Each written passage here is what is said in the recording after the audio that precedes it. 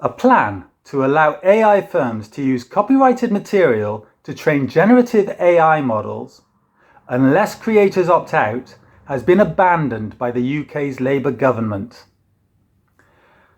This is a welcome turnabout.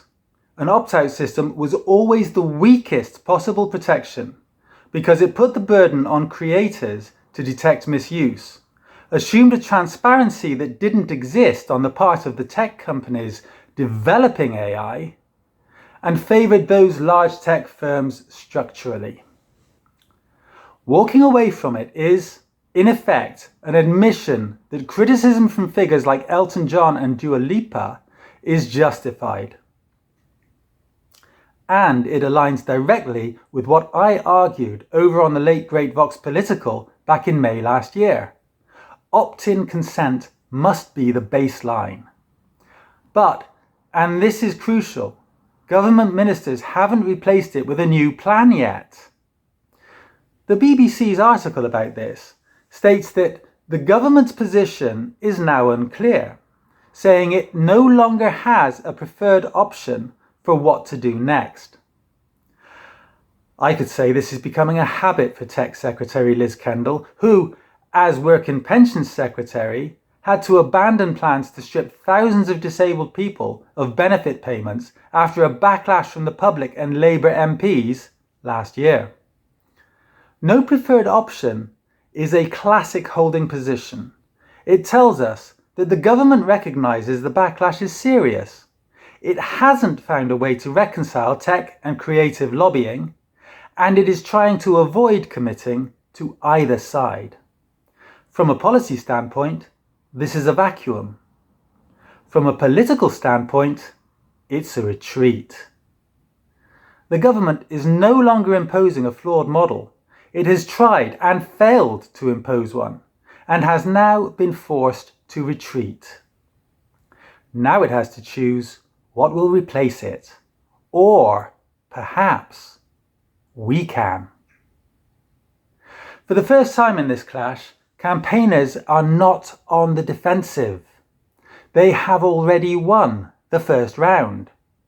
Now the question becomes whether the government builds a fair system or quietly finds another way to give tech firms what they wanted in the first place.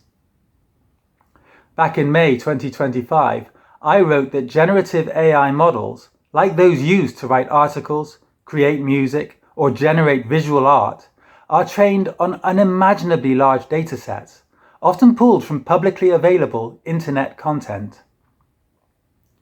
That sounds harmless, until you realize that publicly available is not the same as public domain.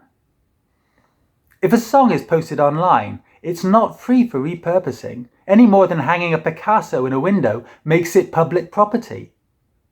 The current legal grey area allows tech companies to hoover up everything they can access and say, we're not copying, we're training. But when the result is AI-generated work that mimics a singer's voice or borrows a playwright's tone, the line between learning and theft gets very blurry. If you're Elton John or Paul McCartney, you might have the means to fight back. But if you're a 23-year-old singer just releasing your debut EP, you don't. You may never even know your style has been used to train a system that can now generate you-ish music on demand, owned by a corporation, credited to no one. This isn't fear-mongering. It's already happening. And it risks hollowing out the economic model of creative work, the very thing that allows artists to dedicate time, care, and craft to their work in the first place. Government ministers like Kendall call the creative industries a world-leading national asset. But they say the AI sector is growing 23 times faster than the rest of the economy, and that's seductive to them.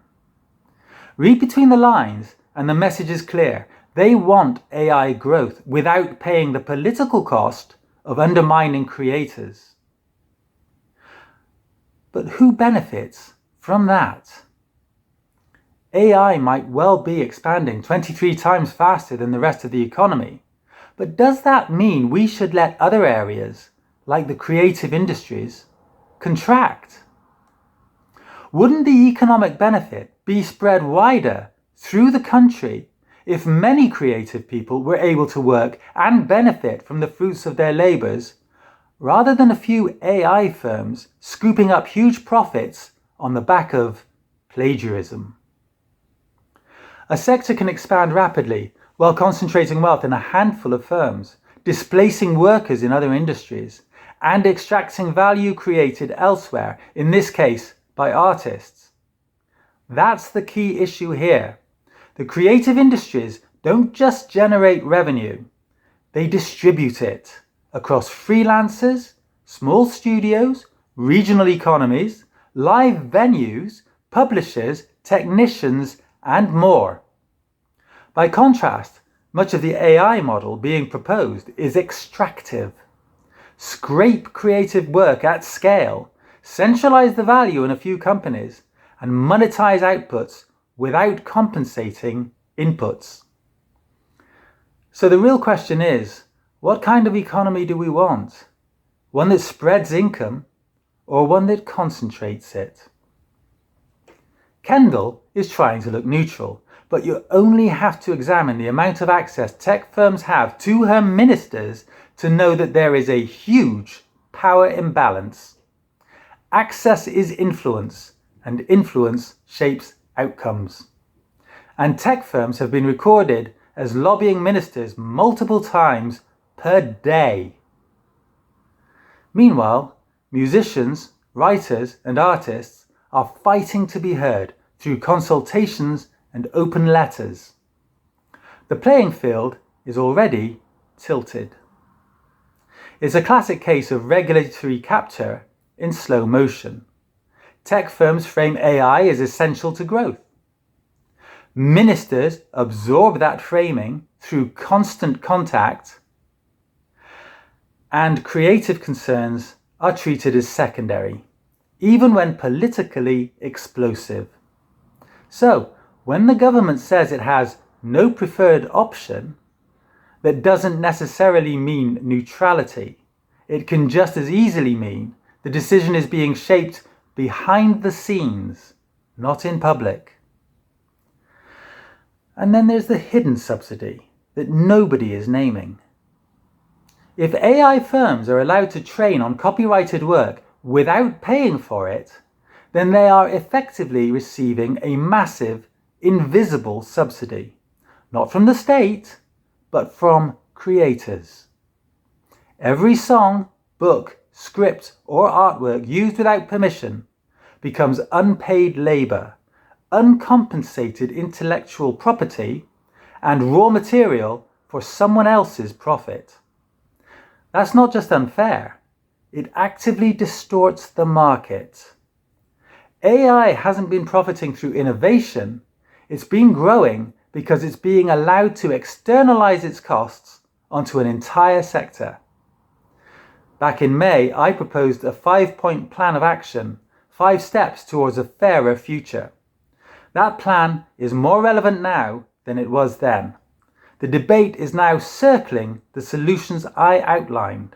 They are transparency requirements. Companies must disclose what data is used to train their models. Secret data sets undermine trust. Opt-in rights for creators. Tech firms should request and artists should give explicit permission before their work is used in training, just as they would for licensing or sampling. Royalties for training use. If an artist's song, book, or script helps power an AI model, that artist deserves compensation, just as with streaming or broadcast rights. AI disclosure labeling. Content generated by AI should be clearly labeled as such, not hidden, not passed off as human-made. And a Creative AI Standards Council. Creators, technologists, ethicists, and lawmakers should be brought together to set transparent rules before the tech gets too far ahead. I'm arguing for something that doesn't block AI growth, but makes it economically healthier. Licensing ensures creators are paid and money circulates more widely. Transparency builds trust and reduces legal risk and backlash. Opt-in systems create a real market for training data instead of a free-for-all. And collective schemes allow smaller creators to benefit, not just major rights holders. I'm not anti-growth. I'm arguing for better distributed growth. We're being told AI will grow the economy, but whose economy is it if the people creating the value don't share in the rewards?